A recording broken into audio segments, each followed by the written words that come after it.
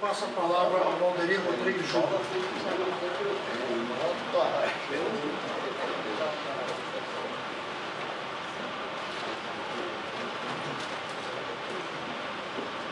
Boa noite a todos. Inicialmente gostaria de agradecer o convite feito aqui na CAI, essa casa que tantas decisões importantes já tomou no país e vai continuar tomando. Então aqui é um palco essencial para que as coisas sejam discutidas. E saudar a presença dos senadores, o presidente senador Gustavo Buarque, o senador Luiz Henrique, senador Suplicy, senador Pimentel, todos os senhores e senhoras presentes ou que estão nos ouvindo. Bom, de início eu queria comentar, eu sou do IPEA, concedido aqui ao Senado Federal, e aqui acolá vou colocar um viés de economia, que é a minha praia, mas os que me antecederam já falaram muitas coisas interessantes e acho que a junção das palavras, a junção é muito bem-vinda. Boa parte dos senhores que estão aqui, senhores e senhoras, defende a ideia da auditoria cidadã. E é difícil pensar uma combinação tão bacana e tão bonita de palavras como auditar, prover cidadania. Auditar, prover cidadania. Eu acho que a batalha começa bem quando se pensa nesses dois pontos. É realmente necessário auditar cada real que haja uma interface com o dinheiro público. E é necessário prover de cidadania a esse nosso país, que ainda é novo, está crescendo, está ocupando seu espaço. Um dos que me antecedeu apontou diversos indicadores, acho que a Maria Lúcia, extremamente alvissareiros e outros decepcionantes, como é o caso de educação, saúde e segurança pública. Bom, o que é que eu vou falar? Me permita dizer, eu vou tentar buscar algum item de complementaridade aos que me antecederam, tá? Não vou exaurir, e as minhas opiniões são minhas e não do IPEA ou do Senado Federal. Bom, tem uma motivação principal, que é a necessidade de auditar. Então, de largada, se formos falar sobre a dívida, que é uma dívida trilionária, o nosso país tem sim uma dificuldade de gerenciar a dívida, a dívida tomada no conceito bruto. Normalmente se fala da dívida líquida. A dívida líquida está sob controle, a dívida bruta não está sob controle. Ela está com um percentual do PIB que gera uma certa preocupação, com necessidade de uma cautela, de uma análise. Então, qual é a motivação? Precisamos sim auditar, verificar e analisar os dados. Ver o Banco Central, a Secretaria do Tesouro Nacional precisam prover os cidadãos brasileiros com mais e mais informações. Isso é fundamental, é parte da maturidade democrática. Um país que almeja a maturidade democrática precisa ter instituições que proveja, faça a provisão de informações de forma rápida e direta, porque o dinheiro ao final é público. E como é que você garante cidadania às pessoas? Provendo-as de informação para que elas tomem melhores decisões. Não prover informação é, de fato, um crime de lesa pátria. Você precisa realmente chegar a isso. Eu vou falar muito rapidamente sobre o status atual da dívida. Muitos dos que já me antecederam falaram sobre esses pontos, então eu vou ser bem rápido. A nossa política fiscal, ela está, de fato, com dificuldades. Então, a batalha de quem deseja auditar e prover cidadania, ao olhar essas dívidas bilionárias, a nossa dívida aqui, nos estados e municípios, eu acho que os senhores foram até relativamente conservadores. Ela é maior do que o número que vocês estão indicando, tá? Ela é maior, mais do que esses 393 bilhões. Então, como os números são sempre magnânios, bilhões, bilhões, bilhões, é necessário, de fato, ter atenção. A batalha é árdua, a batalha é longa e ela precisa ser qualificada. Em algum momento eu vou falar isso. A teoria é de que, me permita, eu sou engenheiro, mas sobretudo com formação em economia, a gente tem que estar sempre com o pé atrás de quando se envolve bilhão dos cidadãos brasileiros, né? O que vai ser utilizado? Como que vai ser renegociado? Quais são os interesses? Quais são os custos? Fazer as contas é realmente necessário. Há alguns riscos potenciais, senhores, não se enganem. Sempre por trás de uma boa intenção, há uma casca de banana, me permitam a gíria. Então é necessário uma atenção, uma cautela e buscar informações. Depois vamos falar um pouquinho da dívida e concluir uma conclusão. Então me permita agora eu tenho cerca de 6 minutos e um pouco mais rápido. Bom, então de fato, a gente pode ter uma motivação de por que renegociar a dívida. Porque ela é impagável. Para muitos estados e para muitos municípios, quebra, ponto. Tão simples assim.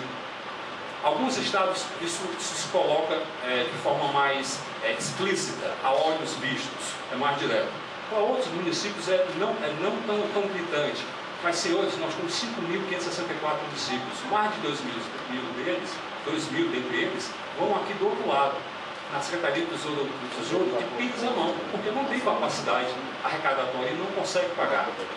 Das 27 unidades federativas, 17 não pagam, que aqui o senador Cristóvão Buarque, que é um defensor do piso salarial, ele, juntamente com ele, com outros senadores, mas ele, o nome sempre à frente, não pagam o piso salarial. E falta muito? Não, 0,8 bilhão por ano. É o que falta para você completar para alguns estados, e na sua totalidade 3,2 bilhões, para pagar aos cerca de 2 milhões de professores da educação básica. Então, há uma discussão, há uma motivação extremamente necessária de se rediscutir isso e de como ela é alocada. Vamos seguir. Bom, o estado do Rio Grande do Sul tem de fato, esse dado é bem recente, é um dado do Banco Central. Eu sugiro que os senhores escrevam para o Banco Central, escrevam para a Secretaria do Tesouro Nacional, buscando informações. O Rio Grande do Sul, de fato, tem uma dívida de 45 bilhões e há dificuldades dos dois lados. Como a dívida foi constituída, é necessário retroceder, é necessário ir atrás e ver como é que ela foi gerida, é necessário ver quem foram os grandes beneficiários e, ao mesmo tempo, cuidado, porque hoje parte desses beneficiários são pequenos investidores. Então, é necessário e é meritório auditar e, ao mesmo tempo, ter cuidado, porque muitos dos pequenos investidores podem ser lesados. Então, o trabalho é árduo e ele requer uma análise bastante cuidadosa. Realmente, o estado do Rio Grande do Sul tem uma dificuldade tremenda. Porque, olha, esse estado também é o estado que mais longe está, dentre os 17, no pagamento do piso salarial dos professores.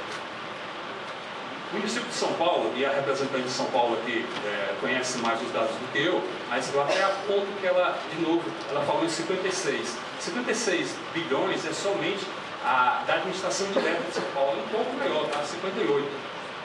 Vamos lá. Esse é um gráfico que o Ministério da Fazenda apresentou aqui no Senado em evento no plenário. O ponto central aqui é de que haveria um controle da dívida líquida dos governos estaduais, e hoje em algo como 10,7% do PIB.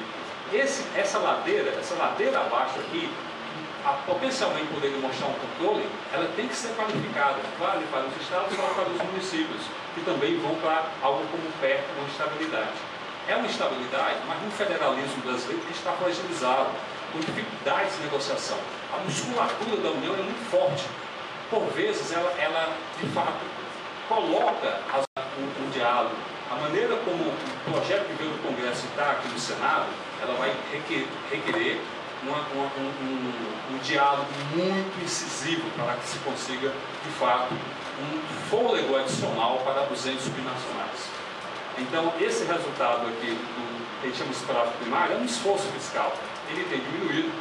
E quando a gente olha o esforço, me permita pular, quando a gente olha esse esforço nos estados e nos municípios, dado o tempo eu vou realmente para o gráfico, olha só, o resultado primário é da ordem de 3%, é o gráfico que está aqui, total. Esse é o da União. A União, com a crise, levou uma pancada. Mas olha a resiliência, a resistência dos estados e dos municípios, que é o que está aqui, governos regionais azuis. Então, grosso modo, além de ter a necessidade de renegociação da dívida dos estados e municípios, os estados e municípios têm segurado, me permitam de novo a gíria, a barra, têm segurado, em parte, a manutenção do superávit primário. Só que isso não se mantém para sempre. Eles estão com fôlego jamais diminuído. Então, é importante notar essa necessidade de se prover os estados e os municípios desse nosso federalismo, que não é uma balança bem equilibrada, pesa muito pela União, pouco para os entes subnacionais, para que se proveja um melhor fôlego. A questão é quem vai ser beneficiado para que seja analisado e de fato seja auditada a dívida, mas que a cidadania tenha uma provisão adequada. Muito bem, essa é a nota do Banco Central de 31 de dezembro. A nossa dívida, me permita ser dado oficial do Banco Central, Aqui, ó, nossa dívida, a dívida líquida, ela está tranquila, algo como 34% do PIB, 35%. Agora, quando a gente olha a dívida bruta, ela está quase 60%, 59%. Isso pelo cálculo do Brasil, pelo cálculo do Ministério da Fazenda. Pelo cálculo do FMI é 68%. Então, grosso modo, que a gente tem uma boca de jacaré. A dívida líquida, se procura, e a dívida bruta disparando, a dívida total. E aí você pergunta, mas peraí, por que a dívida bruta não acompanha a líquida? Ela vinha acompanhando. Contudo, quando a gente olha, me permita colocar aqui o total da dívida, a dívida bruta está nesse total aqui, ó, 2,5 trilhões, tá? 2,6 trilhões. Quando a gente olha a dívida, permitem para não ajudar, isso aqui vai direto ao ponto. Vamos dar uma olhada nesses 2 trilhões e ver qual é a diferença. Tem muitas informações, mas me permita ficar com uma linha, crédito junto ao BNDES. Está aqui o valor, 372 bilhões, até 2012. É dezembro de 2012. O montante hoje é maior, supera o montante das dívidas dos estados, dos municípios. Então aqui, há que se ter uma necessidade de 2 pesos e uma só, não ter 2 pesos e 2 medidas, mas sim ter, são todos cidadãos brasileiros, então que se coloque igualmente, que se provê ao Ike Batista, ou a Marfrig, ou a Frigoríficos, aqui mesmo no Centro-Oeste, a taxas de juros reais negativas, e que se provê a estados e municípios. Bom, uma colocação que eu faço para vocês é, a dívida, com o passar do tempo, ela fica imbricada, ela fica cheia de retalhos de saber quem que a detém. Então é importante sabermos o que de fato vai ser feito, como que você volta até o passado e não prejudica também aqueles que foram bons pagadores. Tá? Por exemplo, vários estados do Nordeste e do Norte, e aqui nessa casa, a Casa da Defesa da Federação, que é o Senado, nós temos 9 estados do Nordeste, 27 senadores, e 7 estados do Norte. O Norte e o Nordeste, em grande medida, vão ser menos beneficiados do que os estados e municípios mais ricos. Então é importante que os senhores discutam também isso, de mecanismos de colocar esses estados mais pobres, né, para também serem beneficiados, porque assim a gente consegue uma cidadania plena. Né? Acredito que todos nós aqui, em tese, defendemos a ideia da igualdade para todos os brasileiros. Bom, a taxa implícita, se o governo gerar dívida nova para subsidiar, por exemplo, essa dívida para o Estado e município, ela vai ser mais alta que a Selic, 15%. Então essa dívida nova vai onerar, vejam bem, tem que ver quem vão ser os beneficiados, porque os que vão ser onerados, quem vai carregar isso tudo, vai recair sobre todos os brasileiros, é um custo elevado. Então, há diversos riscos, mas eu não vou falar aqui. É importante saber quem vai ser ganhador, quem vai ser perdedor, e me permita entrar direto voltar à questão do BNDES, aquele estoque grandão. Se os senhores têm a ideia, esse custo que foi citado aqui por vários representantes, quanto é que ele representou por ano? Quando você faz esses juros, eu adoraria ter alguém que emprestasse alguns bilhões a juros reais negativos.